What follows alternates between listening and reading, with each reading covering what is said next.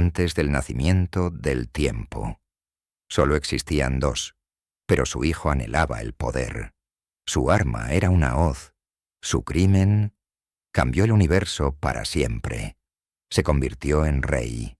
Creó un paraíso en la tierra. Pero el poder nacido en sangre solo genera miedo, y una terrible maldición cayó sobre el nuevo gobernante. Para proteger su trono, encontró una forma aterradora, una forma que lo convirtió en un monstruo que devora su propio futuro. Pero el destino no puede ser engañado.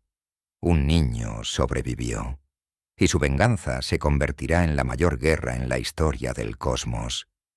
Quédate con nosotros hasta el final para ver cómo el tirano que regaló al mundo la Edad de Oro fue arrojado al abismo por sus inenarrables crímenes. En el principio mismo, cuando el concepto mismo del tiempo no era más que una idea durmiente en la cuna cósmica, y el universo era una silenciosa y oscura sinfonía de estrellas aún no nacidas, solo existían dos.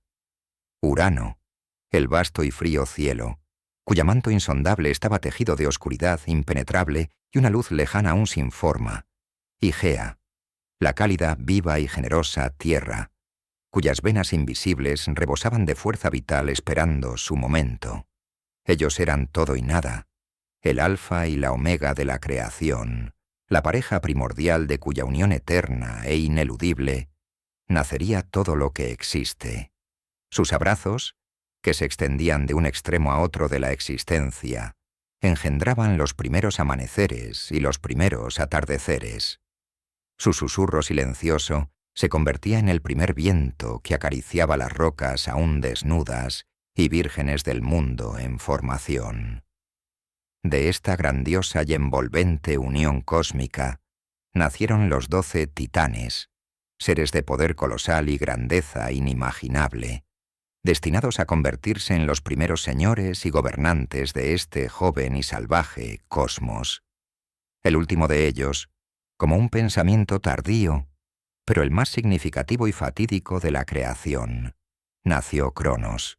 Desde los primeros instantes de su existencia, mostró una naturaleza que difería drásticamente y de manera inquietante de la de sus hermanos y hermanas.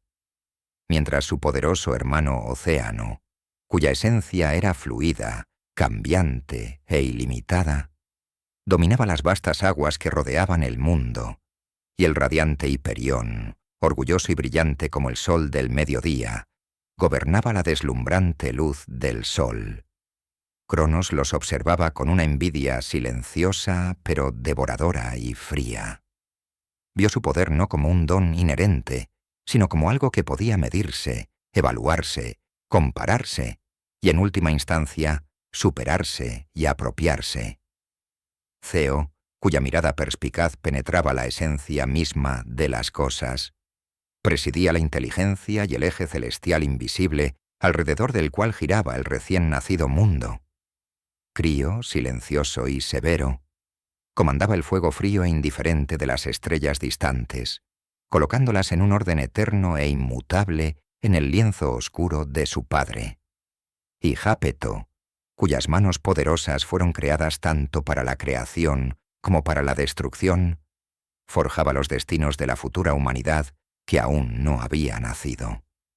Sus hermanas titánides, la noble y justa Temis, encarnación de la ley y el orden divinos, la hermosa Rea, cuya alma rebosaba de una fertilidad inagotable y una ternura maternal, la radiante Teía, madre de todos los cuerpos celestes, la pensativa y profunda Mnemósine, guardiana de toda la memoria del mundo, de cada palabra dicha y cada acto realizado, la misteriosa y profética Febe, señora de la luz de la luna y los oráculos enigmáticos, y la poderosa Tetis, progenitora de todos los ríos y arroyos que debían regar la tierra, gobernaban diversos aspectos de la existencia emergente.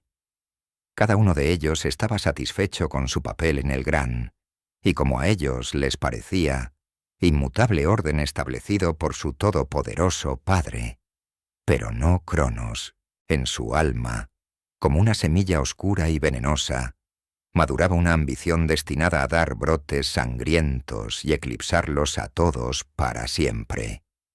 Donde sus hermanos y hermanas veían en Urano a un padre creador todopoderoso, aunque severo, Cronos solo veía a un déspota cuyo reinado no era eterno, sino solo un obstáculo temporal en su propio camino hacia el poder absoluto. En su mirada ya ardía una chispa fría y calculadora que lo diferenciaba de los demás. No era simplemente una sed ciega de poder, sino una convicción profunda, inquebrantable y fría, de que él la merecía más que nadie. Era un observador silencioso que veía las grietas en el monolito del poder paterno y esperaba pacientemente su momento. Tras el nacimiento de los majestuosos titanes, Gea, cuya fertilidad era tan inagotable como la vida misma, dio a luz a otras criaturas aún más maravillosas y al mismo tiempo aterradoras. Primero de sus entrañas, como cúmulos de la más primordial energía salvaje, surgieron los 3 cíclopes, Brontes, cuya voz era como el trueno, Estéropes, cuya mirada era brillante como el relámpago, y Arges, cuya luz era como el resplandor. Eran gigantes de un solo ojo, y su único ojo, situado en el centro de su poderosa frente, ardía con el calor incesante de la fragua celestial. Sus manos no fueron creadas para abrazos tiernos, sino para forjar armas divinas llenas de la furia de la tormenta y el poder cegador de la luz. Detrás de ellos, haciendo temblar la misma materia del mundo hasta sus cimientos, emergieron los 3 hecatónquiros, conocidos como Cotus, Briareo y Giges. Estas criaturas eran la encarnación viva y respirante del caos primordial y la fuerza irresistible y salvaje. Cada uno de ellos tenía 100 poderosas manos que se movían en una danza incesante, caótica pero amenazante, capaces de agarrar, aplastar y lanzar montañas enteras simultáneamente, y 50 cabezas que hablaban, susurraban y rugían al unísono, haciendo temblar los cimientos de la creación. Su poder superaba cualquier imaginación y parecía una amenaza directa para el mismo orden que Urano tanto valoraba. Pero Urano, mirando desde lo alto de su impecable trono estrellado a estas aterradoras procreaciones, sintió no orgullo paternal por su increíble poder, sino un miedo profundo y helador que lo recorrió hasta la médula. Él, el Señor absoluto del cosmos armonioso, vio en ellos no a sus hijos, sino la encarnación viva del caos, una amenaza potencial a su dominio indiscutible, un poder que no podía ni comprender, ni medir, ni lo más importante, controlar. Su refinado sentido estético, acostumbrado a la armonía perfecta de las esferas estelares, se sintió profundamente ofendido por su monstruosa y grotesca asimetría. Tan pronto como nacieron los cíclopes y los hecatónquiros, Urano, sin siquiera dejarles dar su primer aliento y ver la luz de su padre, los agarró con sus manos celestiales y con asco los arrojó de nuevo al seno materno, a las profundidades más oscuras, asfixiantes e impenetrables de la tierra. Los selló allí, condenándolos a un encarcelamiento eterno en la opresiva y silenciosa oscuridad. Gea sufrió un dolor insoportable. Los huesos de granito del mundo gimieron bajo el peso de su incesante dolor. Sus monstruosos, pero aún así amados hijos, encarcelados en sus propias entrañas, se retorcían y luchaban en la furia y la desesperación, causándole un dolor físico y mental infinito y desgarrador. La lava hirviente, como sus lágrimas ardientes y sangrientas, se filtraba a través de las recién formadas grietas en la corteza terrestre. Los oscuros y sordos sonidos de su furia, sus gemidos y maldiciones, llegaban desde debajo de la tierra, sirviendo como un recordatorio eterno de la inimaginable crueldad de su esposo. De su agonía temblaban las montañas más altas, que aún aprendían a elevarse hacia el cielo, se agrietaban los valles más profundos, y por todo el mundo recorrían ondas de terremotos, sacudiendo los cimientos mismos de la creación. El sufrimiento de la tierra primordial no tenía límites, y con cada día que pasaba, su resentimiento hacia Urano crecía, transformándose de un silencioso dolor maternal en un odio frío, endurecido e inflexible. Finalmente, Gea no pudo soportar más esta agonía.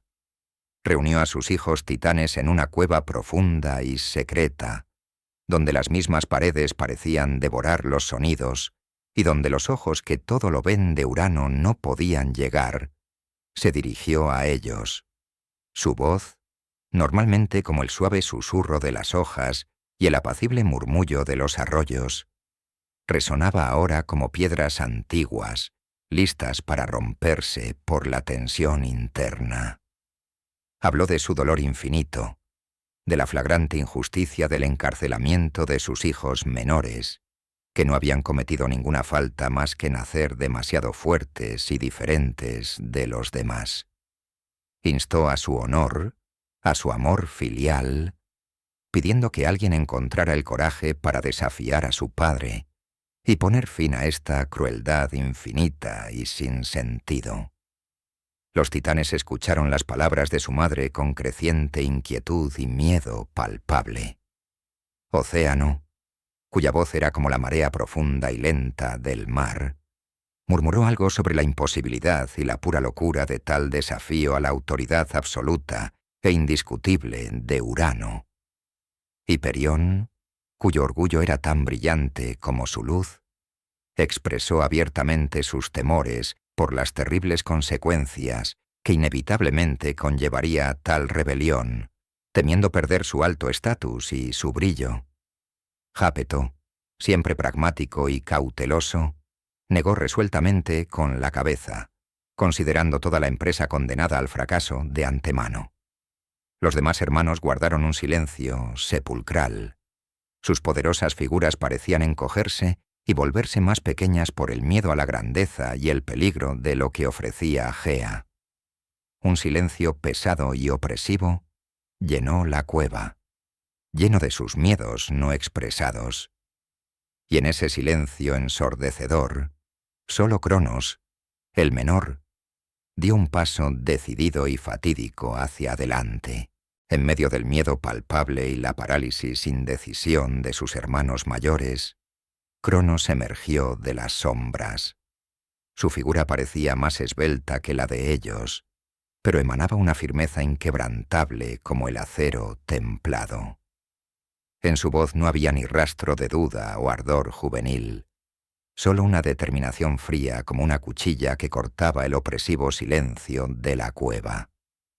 Declaró con calma y firmeza que asumiría la tarea de acabar con la tiranía de su padre, pero inmediatamente puso una condición.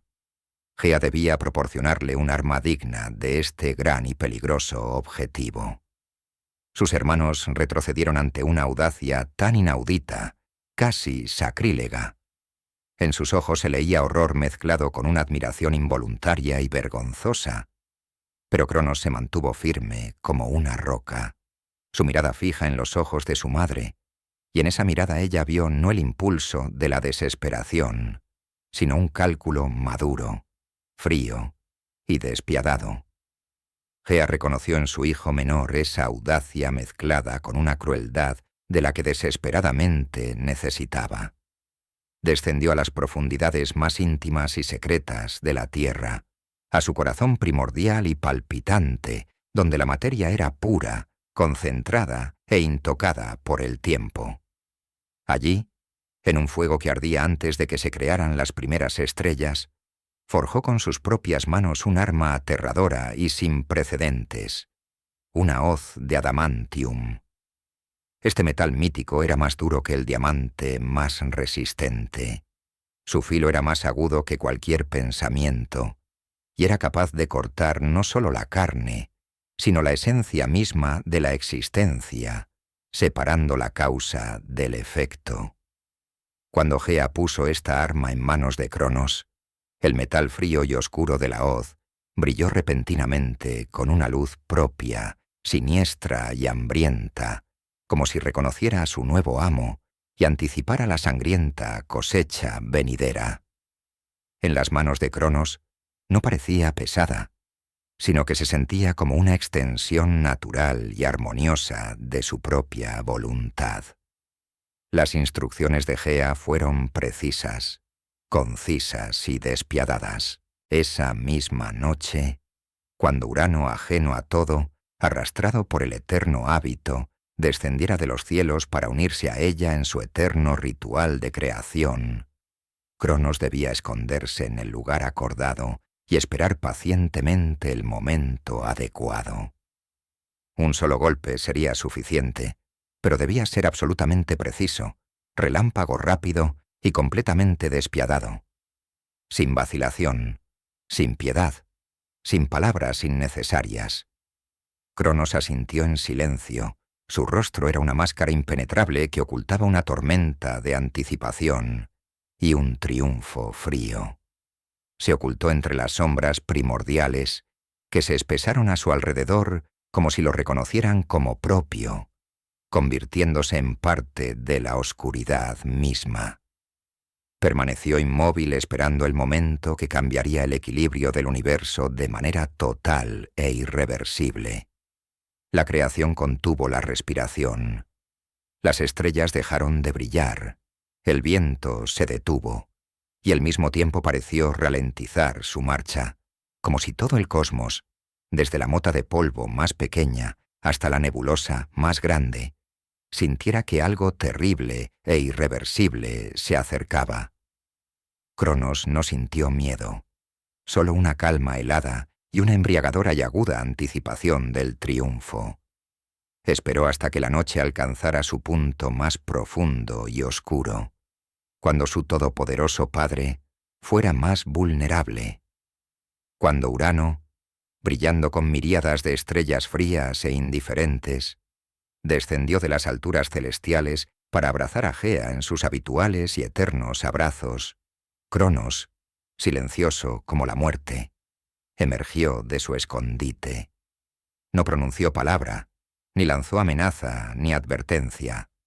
Su movimiento fue uno, fluido y aterrador en su eficacia. La hoz de adamantium, brillando en la penumbra del amanecer, describió un arco perfecto y mortal. El golpe, asestado con una fuerza inhumana y la fría precisión de un cirujano, separó a Urano de la fuente de su poder creador y su autoridad ilimitada. Fue tan puro y definitivo que la misma tela del destino pareció partirse en dos con un crujido seco y ensordecedor. El grito de Urano, lleno de un dolor inefable, una sorpresa infinita y una furia cósmica, recorrió todo el cosmos con una fuerza nunca antes oída. Su gemido destrozó las estrellas recién nacidas en fragmentos, hizo temblar los pilares invisibles que sostenían la bóveda celestial y creó un eco cósmico que aún resuena en las tormentas más furiosas e impetuosas. La sangre divina del cielo mutilado, oscura y ardiente, cayó sobre Gea en gotas enormes y pesadas, y cada gota, cargada de un poder creador y destructivo primordial a la vez, engendró inmediatamente nuevas criaturas, maravillosas y terribles. De la tierra empapada de esta sangre divina, se levantaron las vengativas erinias, terribles diosas con serpientes en lugar de cabello y ojos que escupían fuego, destinadas a perseguir eternamente a quienes cometieran crímenes contra su familia. Detrás de ellas, desgarrando la tierra, surgieron los poderosos gigantes, cuyo poder era comparable al de los propios titanes, y que más tarde desafiarían a los dioses olímpicos en una nueva y aún más terrible guerra por el poder sobre el mundo. Y finalmente, de la misma sangre nacieron las ninfas melias, espíritus amables y tristes, que se asentarían en los fresnos sagrados, guardando la memoria eterna de este primer y terrible acto de derramamiento de sangre en la historia de la creación. Las partes cortadas de Urano no cayeron a la tierra. por la fuerza del monstruoso golpe, fueron arrojadas lejos al mar turbulento y espumoso. Donde tocaron las aguas saladas, éstas comenzaron a espumar furiosamente, a hincharse y a burbujear, creando una espuma deslumbrantemente blanca y radiante.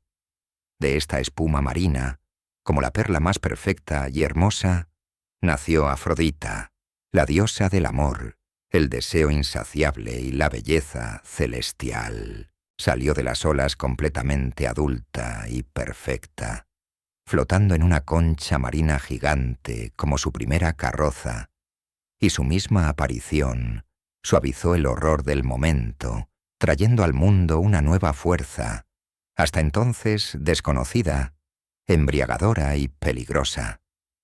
Urano, por su parte, desangrándose y mutilado, retirándose para siempre a las alturas más remotas e inaccesibles del cosmos, donde se convertiría en un mero observador indiferente, lanzó contra Cronos su última y más terrible arma, una maldición que resonaría en todas las épocas venideras. Con una voz debilitada pero proféticamente fuerte, que llegó a Cronos a pesar de la distancia, proclamó: «Como tú me traicionaste a mí, tu padre, así te traicionará tu propia descendencia. Uno de tus futuros hijos será la causa de tu caída y de tu eterna e imborrable vergüenza». Cronos se rió con desdén, limpiando la sangre divina de su brillante y satisfecha hoz. «Las maldiciones de los vencidos son como el viento», dijo, dirigiéndose más a sí mismo que a su padre, que se alejaba. «Hacen mucho ruido, pero no pueden mover ni una pequeña montaña». Sin embargo, a pesar de su desdén evidente y arrogante, las palabras de Urano se grabaron en su mente como un hierro candente. Era una semilla venenosa, plantada en el suelo más fértil de su ambición, destinada a brotar un día en flores exuberantes, espinosas y asfixiantes de paranoia absorbente. Con Urano derrocado y exiliado en las alturas celestes, Cronos se convirtió sin restricciones y por derecho del más fuerte en el nuevo señor del universo. Sus hermanos, al ver su fría determinación y su aterrador poder, reconocieron su primacía sin quejas y con temor latente. Su primera acción como gobernante, dictada tanto por la necesidad de cumplir su promesa a su madre, como por el deseo de demostrar de inmediato su nuevo poder, fue liberar a los cíclopes y a los hecatónquiros del oscuro vientre de Gea. Primero salieron a la luz los 3 cíclopes, tambaleándose por los eones pasados en la oscuridad y parpadeando ante la luz desconocida. Su único ojo miró a su liberador con curiosidad y gratitud.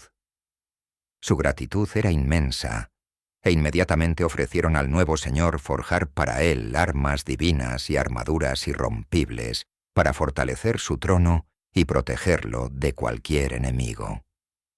Luego, con un estruendo que hizo temblar la tierra, emergieron los 3 hecatónquiros, sus 100 poderosas manos moviéndose en una danza caótica pero amenazante, y sus 150 ojos miraron a Cronos con devoción canina. Sus 50 cabezas rugieron al unísono un juramento de lealtad eterna. Su poder era colosal, visible, casi tangible y absolutamente incontrolable. Pero Cronos, observando este poder aterrador e indómito y recordando vívidamente las proféticas y siniestras palabras de Urano, sintió de repente la misma sensación que su padre, una inquietud fría y pegajosa que rápidamente se convertía en un miedo helador. Estas criaturas eran demasiado poderosas, demasiado independientes, demasiado feas. Su ciega lealtad hoy podría convertirse tan fácilmente en una traición ciega mañana. De repente, sin previo aviso ni explicación, dio la orden de volver a encerrarlos, pero esta vez en el abismo más oscuro y profundo debajo de la tierra. El Tártaro, de donde, creía, no había retorno.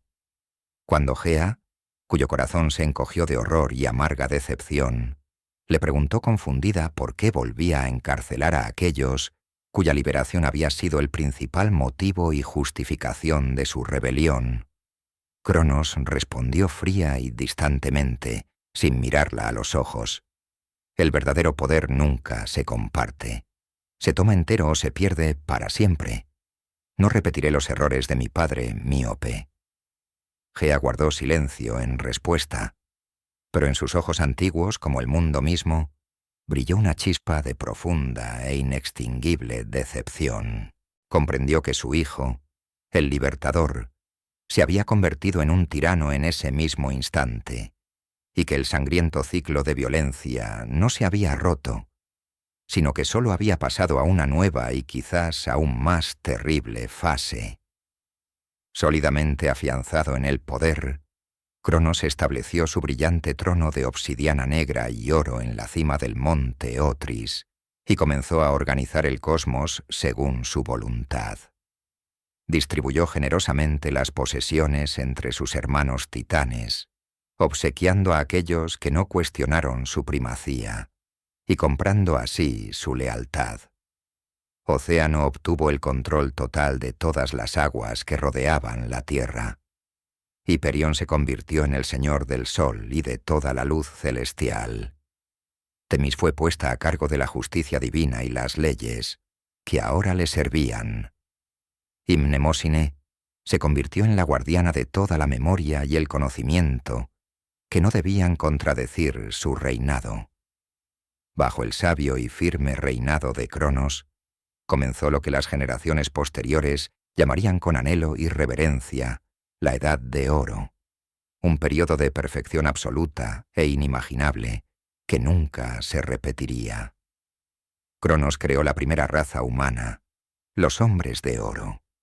Estas criaturas vivían en un estado de dicha eterna e inquebrantable, sin conocer la tristeza ni la preocupación.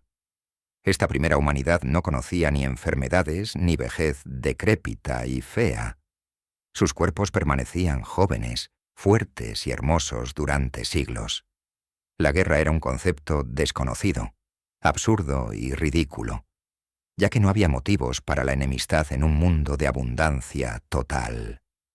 El hambre nunca los atormentó, porque la tierra, generosa y amorosa con su nuevo gobernante, daba todo sin el menor esfuerzo. Los campos por sí solos producían ricas cosechas de trigo de oro. Los árboles rezumaban una miel espesa y fragante, más dulce que cualquier néctar, y los ríos fluían con leche nutritiva y fresca. El mismo concepto de trabajo o esfuerzo pesado y agotador no existía, porque la naturaleza proporcionaba todo lo necesario en abundancia para una vida larga y feliz.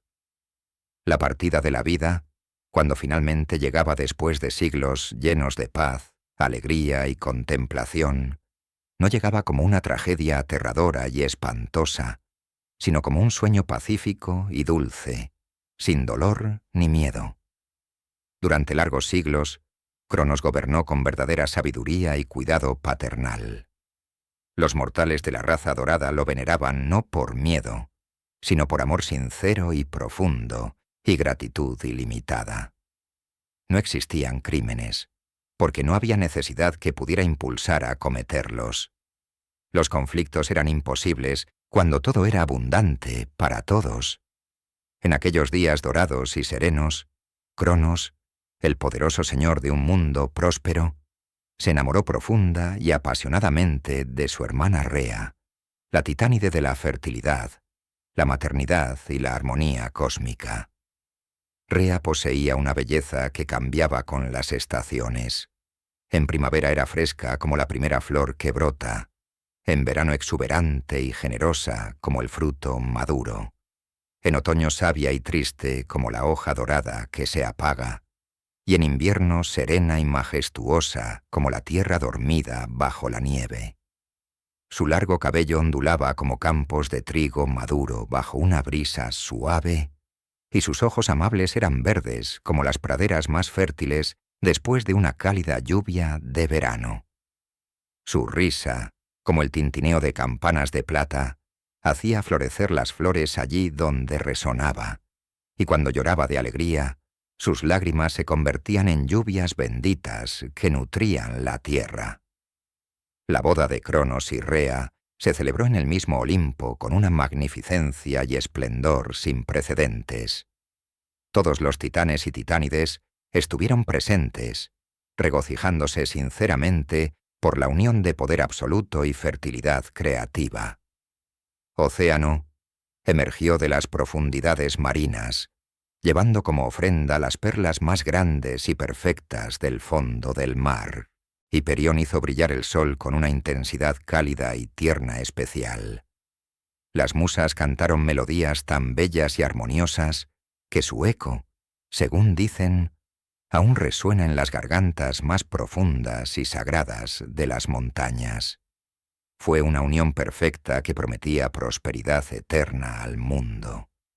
Durante un período considerable, su amor mutuo llenó por completo el corazón de Cronos y logró disipar las sombras oscuras y recurrentes que ocasionalmente visitaban su mente. En los brazos de Rea, el rey de los titanes encontraba una paz genuina que calmaba sus miedos nocturnos y sus dudas profundas. Rea tenía el don único de calmar sus ansiedades con su sola presencia y restaurar su tambaleante confianza. Pero cuando Rea, radiante de felicidad celestial, anunció que esperaba a su primer hijo, todo cambió radical y irrevocablemente. La profética maldición de Urano, que había estado durmiendo enroscada en los rincones más oscuros y secretos de su alma, despertó repentinamente con una fuerza aterradora, ineludible y destructiva. Las noches de Cronos se convirtieron en interminables escenarios de pesadilla, donde veía con un terror, una claridad y una agonía espantosas y nítidas a su hijo aún no nacido, apretando en su mano la misma hoz de adamantium que él mismo había usado contra su padre. El horror que Urano había sentido una vez al ver a sus poderosos e indómitos hijos, ahora, como una enfermedad contagiosa e incurable, se instaló en el alma del propio Cronos. La maldición de su padre dejó de ser simplemente palabras maliciosas y distantes. Se convirtió en un susurro obsesivo y venenoso en su mente, que envenenaba cada momento de su triunfo y mancillaba su propio amor por Rea. El día en que nació Hestia, la primera hija de Cronos y Rea, el rey de los titanes, no se alegró. Caminaba nerviosa y frenéticamente junto a los aposentos de su esposa, y sus pesados pasos resonaban con un eco sombrío y siniestro en los brillantes salones de su palacio, cuando las parteras sacaron a la recién nacida con reverencia y asombro. Él la tomó en sus brazos. La bebé era absolutamente perfecta. Tenía los brillantes ojos verdes de su madre, llenos de una serenidad celestial, y ya en su pequeño y sereno rostro se vislumbraba la mansedumbre y la calidez que más tarde la convertirían en la diosa del hogar, la guardiana eterna de la llama familiar inquebrantable. Pero al contemplar el rostro inocente de su hija, Cronos no sintió ternura ni orgullo paternal.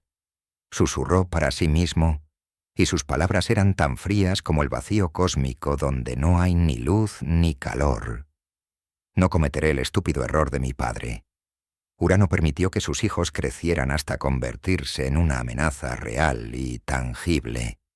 Seré más sabio. Arrancaré esta mala hierba antes de que eche raíces. Ninguno de mis hijos, decidió en ese terrible y fatídico momento, vivirá lo suficiente como para convertirse en el arma viva de mi caída. Sin más vacilación, como si cumpliera un ritual inevitable y sagrado, Cronos abrió su divina boca a un tamaño increíble y monstruoso y se tragó entera a la diminuta e indefensa Hestia. La niña, sin poder emitir un solo sonido, desapareció en las profundidades impenetrables de su divino estómago, donde quedó destinada a permanecer viva, pero cautiva en una oscuridad absoluta, eterna y silenciosa. Rea gritó: No fue solo un grito, sino el desgarro de su propia alma, un sonido de un dolor tan insoportable y cósmico que pareció hacer llorar a las montañas más antiguas y agrietar los cielos mismos. Fue el llanto primordial y envolvente de una madre por su hijo irrecuperablemente perdido. «¿Qué has hecho?», sollozó, clavándose las uñas en las palmas de las manos hasta sangrar en desesperación. «Es tu hija, tu propia sangre, nuestra primera y esperada hija».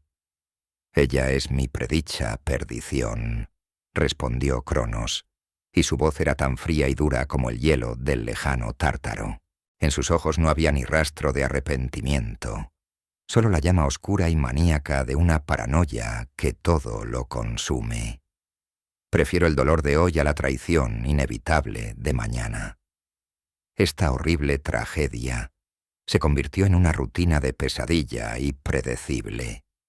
Cuando nació Deméter, la futura diosa de la fertilidad y los dorados granos, Cronos, sin la menor vacilación, repitió este terrible acto con precisión mecánica. El bebé, que aún conservaba el dulce aroma del nacimiento y el calor maternal, desapareció de la misma manera en sus mandíbulas insaciables. Luego, Hera, destinada a convertirse en la reina de los dioses, majestuosa y orgullosa, sufrió el mismo destino terrible. Le siguieron Hades, el futuro señor sombrío y justo del mundo de los muertos, y Poseidón, destinado a gobernar todos los mares y océanos. Todos estos hijos divinos, llenos de poder y potencial sin explotar, permanecieron vivos en el vientre de su padre, estirándose lentamente en la oscuridad absoluta y opresiva, día tras día, año tras año, alimentando una ira creciente y al rojo vivo contra aquel que los condenó a esta existencia terrible e inimaginable. Con cada hijo tragado, Rea se consumía. Se volvió cada vez más silenciosa, más distante, como si su alma se alejara gradualmente de su cuerpo, buscando refugio de la realidad insoportable y monstruosa. Su risa, que una vez hizo florecer las flores y alegró los corazones, se extinguió para siempre, dejando tras de sí solo silencio. Su mirada se volvió vidriosa, vacía y desesperada, como el cielo otoñal. Ya no cantaba canciones que traían alegría a todas las criaturas vivientes. Se convirtió solo en una sombra pálida y silenciosa de la radiante y alegre diosa que alguna vez fue. Rea suplicó. Lloró hasta que sus lágrimas formaron ríos enteros de dolor que fluían por la tierra. Maldijo el día en que consintió en convertirse en esposa de Cronos y madre de sus hijos. Pero él se volvió completamente sordo a todo, excepto al susurro constante y venenoso de su paranoia, que resonaba en sus oídos más fuerte que cualquier grito. Cada hijo tragado solo aliviaba su miedo por un breve y engañoso momento. Pero luego solo aumentaba su culpa insoportable, y cada nueva gota de culpa alimentaba sus miedos, creando un ciclo infernal y cerrado de violencia y terror del que parecía no haber salida. ¿Cuándo terminará esta locura?, preguntaba Rea desesperadamente. Su voz era un susurro apenas audible, lleno de desesperanza. «Solo cuando», respondía invariablemente Cronos, mirándola a través de sus ojos maníacos y obsesionados, «no quede ningún heredero potencial que pueda traicionarme en el futuro». Cuando Rea concibió por sexta vez, su dolor inimaginable y su pena ilimitada acumulados durante muchos años, se fundieron en el crisol de la desesperación, en una resolución fría, inquebrantable y de acero. Esta vez no permitiría que Cronos destruyera a esta inocente criatura también. Ya no lloraría ni suplicaría. Actuaría. Estaba dispuesta a hacer cualquier cosa para salvar al menos a uno de sus hijos. En una noche particularmente oscura y sin luna, cuando incluso las estrellas parecían apartarse horrorizadas de lo que sucedía en el palacio de los titanes, Rea se escabulló en secreto, como una ladrona, a las posesiones de su madre, la antigua y sabia Gea. La tierra, que había observado con creciente horror e impotente furia las monstruosas acciones de su hijo Cronos, comprendió de inmediato el sufrimiento no expresado de su nuera. Le aconsejó que huyera de inmediato a la lejana isla de Creta, donde en el monte Ida existía una cueva sagrada, oculta a todos los ojos, protegida por fuerzas tan antiguas y poderosas que ni siquiera el omnipresente Cronos podía detectar lo que sucedía en su interior. Las ninfas locales, mis fieles sirvientas, te ayudarán en el parto, dijo Gea, su voz llena de compasión y determinación. Y yo personalmente me encargaré de ocultar al niño de los ojos de su loco padre. Rea emprendió el viaje más peligroso de su vida, huyendo en el profundo silencio de la noche más oscura que pudo encontrar. El camino fue extremadamente doloroso y difícil, ya que el parto ya había comenzado, pero su férrea determinación y su amor maternal la impulsaron a seguir adelante, ignorando el dolor. Llegó a la cueva sagrada en el monte Ida, justo cuando los dolores del parto se volvieron insoportables. Allí, en lo más profundo de la tierra, entre estalactitas milenarias que goteaban como lágrimas eternas y petrificadas de la propia Gea, nació el niño destinado a cambiar para siempre el destino del universo.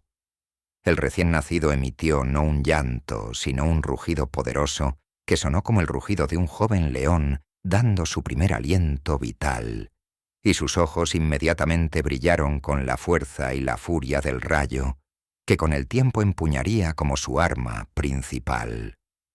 Su nombre será Zeus, y en él se concentrará toda la furia contenida y la sed de justicia de sus hermanos y hermanas devorados. Siguiendo el plan perfectamente coordinado e ideado por ambas madres, Gea tomó de la tierra una gran piedra alargada, de peso y tamaño que correspondían exactamente al recién nacido, y la envolvió cuidadosamente en pañales cálidos, empapados en las mismas hierbas y aceites sagrados que habían acompañado los partos anteriores, para engañar el olfato de Cronos.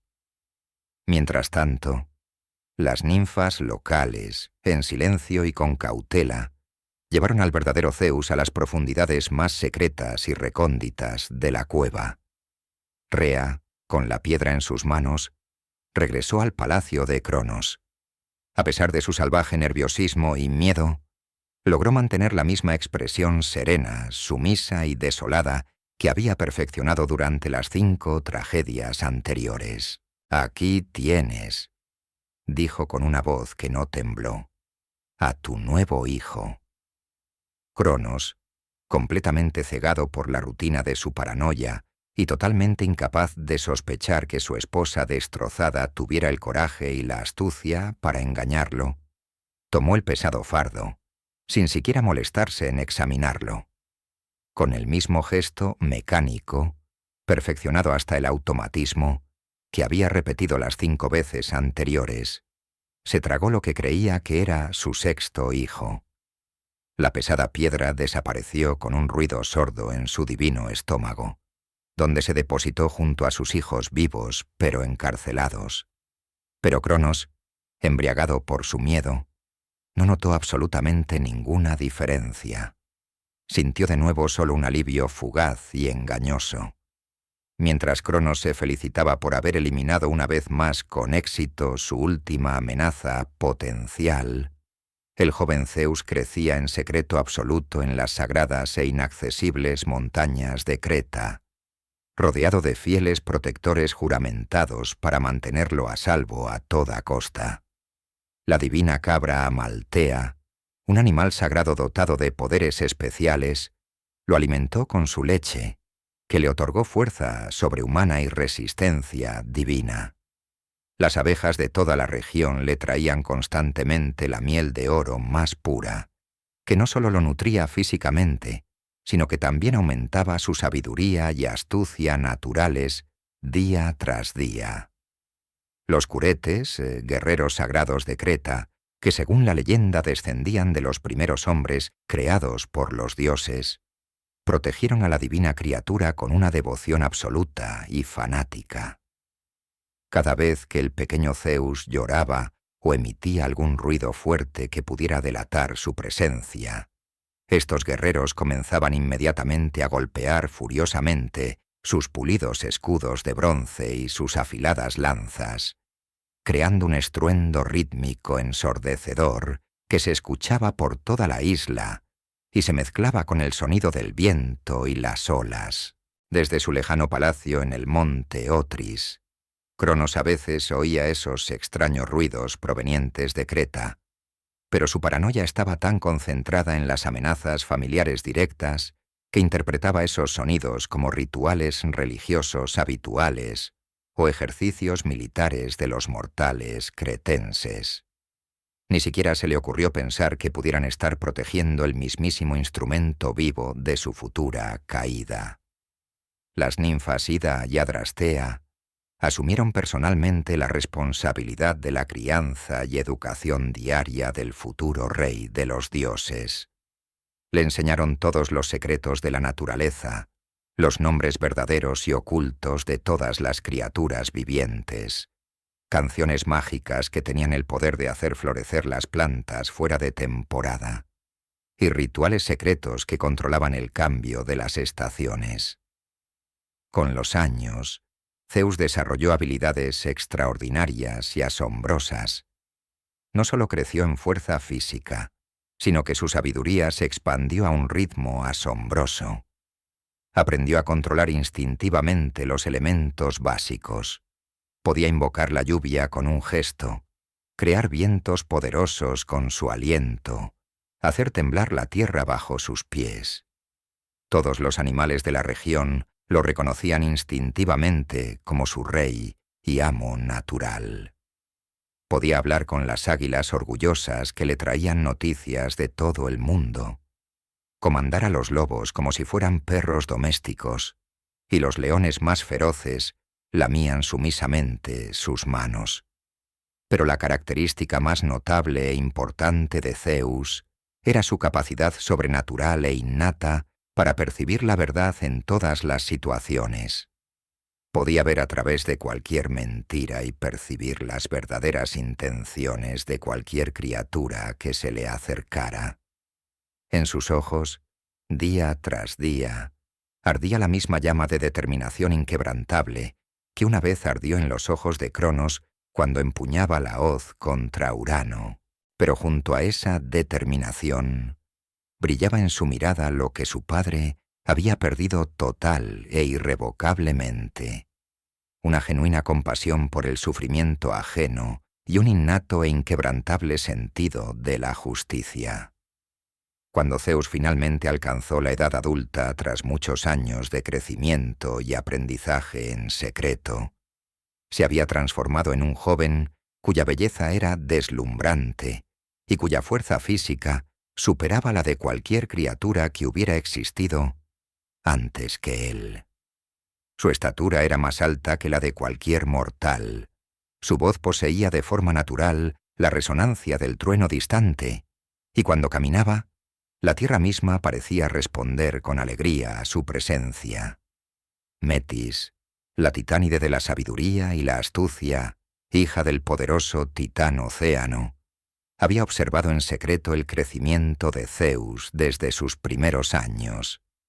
Se convirtió en su consejera más cercana y leal, y fue ella quien preparó una pócima especial y potente, que sería la clave para liberar a sus hermanos y hermanas encarcelados. Era una mezcla compleja de las hierbas y sustancias mágicas, más raras que poseía el poder específico de revertir completa e irreversiblemente el proceso digestivo divino. El momento de la venganza, que había madurado tanto tiempo en los corazones de los dioses, finalmente llegó. Zeus regresó al palacio de su padre, adoptando la forma perfecta de un joven y humilde copero en busca de servicio. Su apariencia era tan perfecta y sus modales tan refinados y corteses que ningún dios en la corte sospechó su verdadera identidad. se presentó ante Cronos durante un gran banquete, adoptando una pose de completa pero absolutamente convincente sumisión. «Mi señor», dijo Zeus con voz melosa y halagadora, «soy un nuevo siervo que desea honrarlo por encima de todos los demás dioses del cosmos. Como muestra de mi lealtad eterna e ilimitada, acepte esta modesta ofrenda». Le ofreció una copa de oro hábilmente elaborada, repleta de néctar divino, secretamente mezclado con la potente pócima de Metis. La bebida fue preparada con especial, diabólica precisión para tener un aroma embriagador y un sabor absolutamente delicioso, que ocultaba por completo cualquier rastro de su verdadero y terrible propósito. Cronos, satisfecho con la deferencia y la belleza del joven, y sediento después del prolongado banquete, bebió el contenido de la copa de un solo trago largo y codicioso, sin sospechar nada, saboreando cada gota del aparentemente puro e inofensivo néctar. Pasaron varios momentos largos y tensos sin que sucediera nada. Cronos continuó conversando con los otros titanes, riendo y bebiendo como de costumbre. Pero entonces, la pócima comenzó a actuar con una velocidad despiadada e inexorable. El estómago del rey de los titanes comenzó a contraerse furiosamente, y todo su poderoso cuerpo se rebeló contra él con una fuerza que nunca antes había experimentado. Primero, para asombro de todos, vomitó la piedra que había considerado a Zeus durante tantos años. La pesada roca rodó con estruendo por el suelo de mármol, y el sonido sonó como el primer trueno que jamás haya escuchado el universo. Luego, ante los ojos atónitos de todos los presentes, comenzaron a aparecer sus hijos. Uno por uno emergieron del vientre de su padre, como si nacieran de nuevo. Primero el poderoso Poseidón, luego el sombrío Hades, después de ellos, la real Hera, la hermosa Deméter, y finalmente, la mansa Hestia. Habían crecido completamente durante su largo encarcelamiento en la oscuridad digestiva, y emergieron como dioses adultos y poderosos, completamente armados y listos para la batalla que, sabían, se avecinaba inevitablemente. Poseidón blandía furiosamente su tridente, que había forjado con su propia fuerza divina durante los años de cautiverio. Hades llevaba un casco de invisibilidad que lo hacía invisible a voluntad. Hera irradiaba una majestad tan real que intimidaba a todos los presentes. Deméter sostenía manojos de trigo de oro en sus manos, que prometían abundancia o hambruna según su voluntad, y Hestia ardía con el fuego sagrado e inextinguible del hogar eterno. «Padre», dijo Zeus, despojándose de su disfraz de copero y revelando su verdadera forma divina, que irradiaba pura fuerza en ondas visibles y tangibles. «Soy Zeus, tu hijo, a quien creíste haber devorado hace tantos años. Tu reino de terror y miedo ha terminado. Es hora de que pagues por tus crímenes contra la familia y la justicia». Cronos se enderezó lentamente, limpiándose los labios manchados por el vómito divino. A pesar del shock de la revelación y el dolor de perder a todos sus hijos de un solo golpe, su mirada adquirió la misma ferocidad primordial e indomable que una vez lo llevó a derrocar a Urano. «Así que la profecía se cumple después de todo», murmuró con una sonrisa amarga y torcida. «Hijo mío, has aprendido bien la lección de traición que le enseñé a este mundo. Pero yo soy el Señor de este universo desde los tiempos en que las estrellas aún no sabían brillar. No caeré tan fácilmente como mi padre». «La diferencia entre tú y yo, padre», respondió Zeus, y en sus ojos ardía el brillante fuego de la justicia largamente pospuesta, «es que yo gobernaré no por el miedo, sino por derecho. Tú devoraste a tus propios hijos, encarcelaste a inocentes, convertiste el mismo concepto de paternidad en tiranía. ¿Y qué vas a hacer al respecto? Se rió Cronos con desdén, que no podía ocultar su creciente nerviosismo. Traje la edad de oro a la humanidad. Bajo mi reinado, los mortales conocieron la felicidad perfecta y serena. He venido a traer justicia, respondió Zeus, y por primera vez en su mano, como un ser vivo, brilló y crepitó un rayo, como la promesa de una tormenta purificadora venidera. Así comenzó la titanomaquia, la gran guerra que dividió el cosmos en dos, y duraría 10 años completos y sangrientos. Durante una década entera, el universo se convirtió en un campo de batalla gigante, donde dos conceptos irreconciliables de poder chocaron en una lucha mortal: la tiranía basada en el miedo, representada por Cronos, y el poder basado en la justicia, encarnado por Zeus. Cronos reunió rápidamente a sus hermanos titanes, que permanecieron leales a él por miedo o por costumbre. Océano devastó los mares para crear gigantescos tsunamis que alcanzaban las nubes más altas. Hiperión oscureció el sol y convirtió la luz misma en un arma cortante y cegadora que quemaba a los enemigos. Crío desató todos los vientos del cosmos para crear huracanes de tal fuerza que arrancaban árboles enteros de raíz. Jápeto forjó armas terribles con el fuego del centro de la tierra, creando espadas que ardían con una llama eterna e inextinguible. Las titánides también se unieron a la batalla del lado de su gobernante. Temis pervirtió el concepto mismo de justicia para servir al poder establecido, creando leyes que favorecían a Cronos. Mnemósine borraba recuerdos estratégicos para crear confusión y caos total en las filas enemigas. Y Febe cegaba a los guerreros oponentes con visiones falsas y engañosas, haciendo que atacaran erróneamente a sus propios aliados. Zeus comandó a sus recién descubiertos hermanos y hermanas con una estrategia que combinaba la fuerza bruta e irresistible con tácticas sutiles e intelectuales. Poseidón levantó nuevos mares de las profundidades para contrarrestar los tsunamis de océano, creando grandiosas batallas acuáticas que hacían hervir y evaporar océanos enteros. Hades abría grietas profundas e insondables en la tierra para tragar legiones enteras de enemigos, convirtiendo el campo de batalla en un laberinto mortal de abismos en constante cambio. Hera coordinaba las estrategias militares con una sabiduría y una frialdad reales que rivalizaban con los mejores generales. Deméter cultivaba plantas gigantes y depredadoras que servían como fortalezas vivientes, capaces de moverse y atacar por sí solas. Hestia mantenía un fuego sagrado inextinguible que otorgaba fuerza y resistencia sobrenaturales a todos los combatientes olímpicos, asegurando que nunca se agotaran por completo. Durante 10 años completos e interminables, el cosmos sangró en una guerra que superaba en escala y destrucción a cualquier conflicto anterior.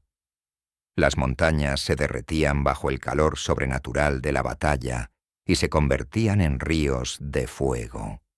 Los océanos hervían como calderos gigantes y las estrellas caían del cielo como lágrimas ardientes de dioses en duelo. Ninguna de las partes podía lograr una victoria final y decisiva, y parecía que esta monstruosa guerra podría continuar para siempre, destruyendo gradualmente y metódicamente toda la creación hasta sus cimientos. La guerra parecía condenada a durar para siempre, hasta que Gea, cansada de la destrucción interminable que desgarraba su cuerpo como miles de cuchillos al rojo vivo, se dirigió a Zeus con un consejo que finalmente cambiaría el curso del conflicto. «Mi nieto», dijo con una voz que contenía toda la sabiduría y todo el dolor de los siglos, «si realmente buscas justicia, como pregonas, demuéstralo no con palabras, sino con hechos. Libera a aquellos que tu padre encarceló injusta y puramente por miedo». Zeus comprendió inmediatamente la profunda sabiduría de estas palabras. Su lucha no era solo por el poder personal, sino por restaurar el orden cósmico violado por la tiranía y la paranoia. Descendió al Tártaro, a la cima más oscura y desesperada, acompañado por Poseidón y Hades. Allí, en la oscuridad impenetrable y opresiva, encontraron a 6 prisioneros, 3 cíclopes y 3 hecatónquiros, debilitados por eones de encarcelamiento, pero no quebrantados en espíritu ni en voluntad. «Hermanos míos», les dijo Zeus, rompiendo personalmente sus cadenas de adamantium con sus propias manos. «Han sufrido injustamente demasiado tiempo. Les ofrezco libertad total e incondicional y la oportunidad de vengarse de quien los encarceló sin ninguna razón».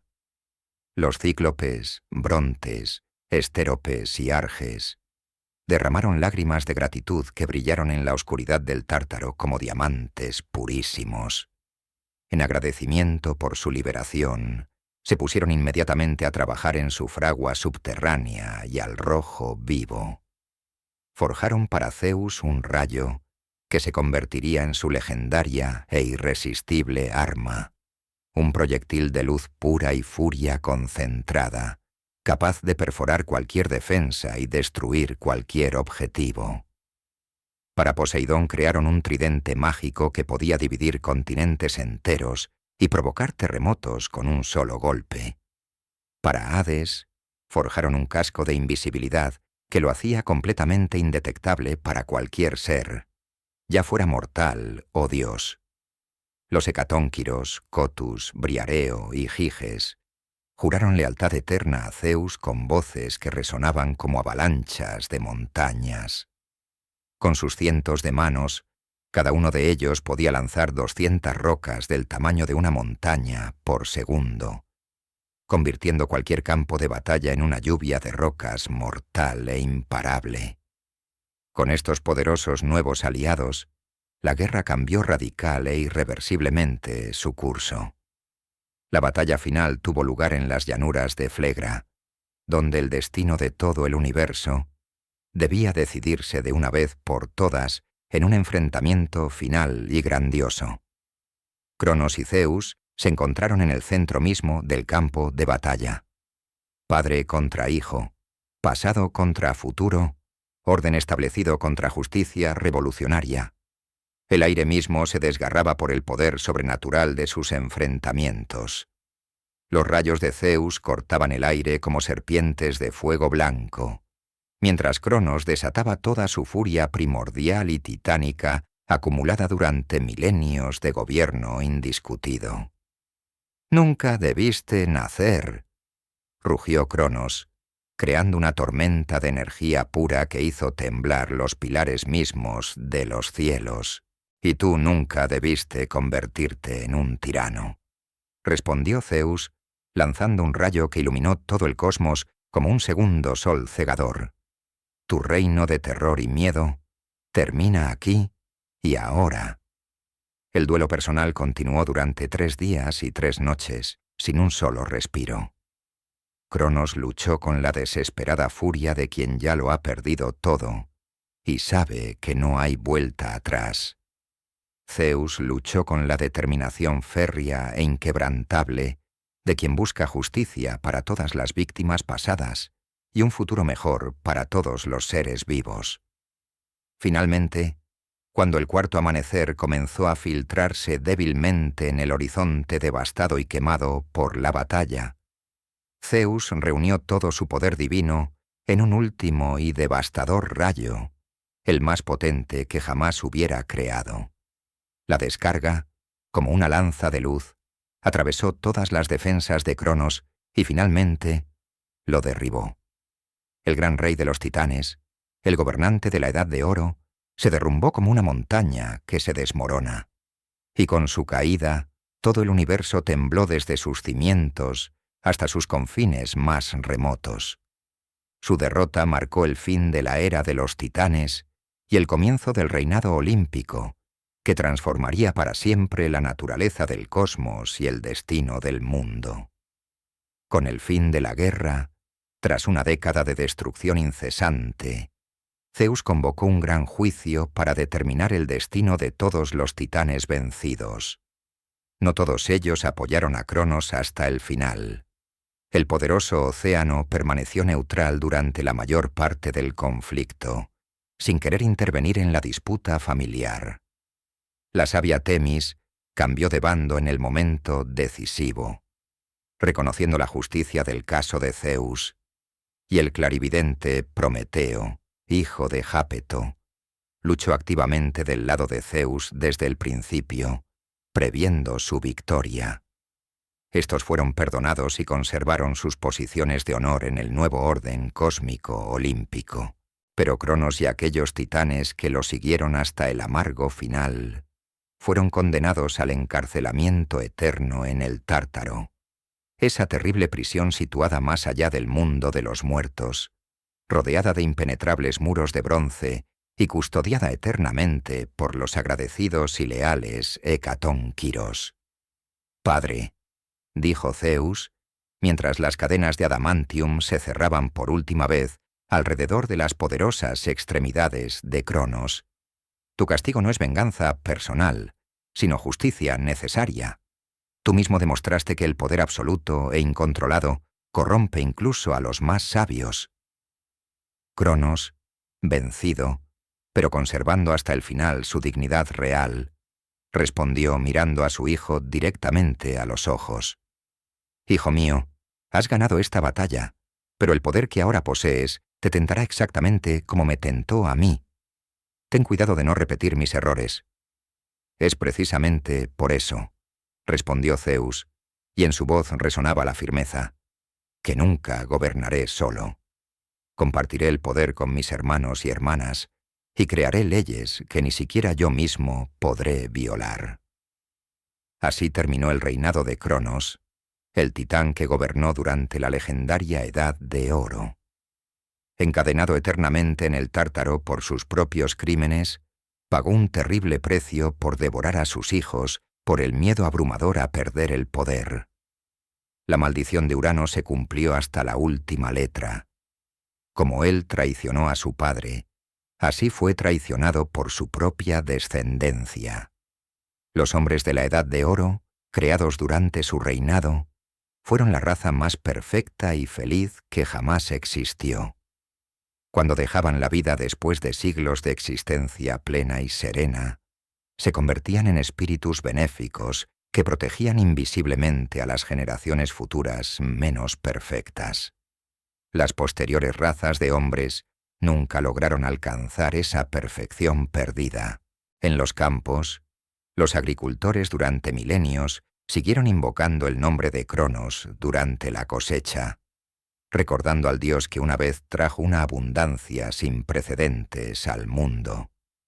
Su hoz, que una vez mutiló el cielo, se convirtió en un símbolo pacífico de la cosecha que alimenta a los mortales. Así quedó en los siglos la historia del último de los titanes, el rey que creó un paraíso en la tierra y lo destruyó con sus propias manos, víctima del mismo miedo que lo llevó al poder. Su legado permaneció para siempre dual.